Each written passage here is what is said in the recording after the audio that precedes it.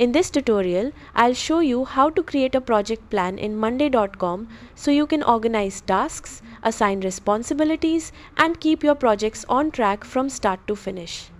First, sign in to your monday.com account and open your workspace. Click the plus button and select Template Center. Next, search for Project Plan in the template library. Choose a project plan template that best matches your needs and click Use Template. Once the template loads, review the board structure and sample items. The template provides a solid foundation that you can customize for your project. Now, organize your project into groups. For example, you can create groups for planning, design, development, testing, and launch. Groups help keep different stages of the project organized. Next, add tasks to each group. Enter all the activities that need to be completed and make each task as specific as possible.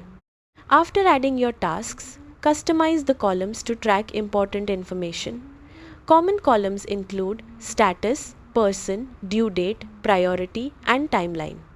Then, assign tasks to team members so everyone knows their responsibilities and deadlines.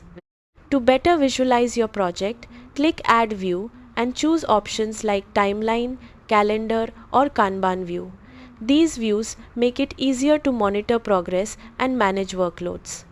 If needed, click Automate to create workflows that send notifications, update statuses, or move tasks automatically as work progresses.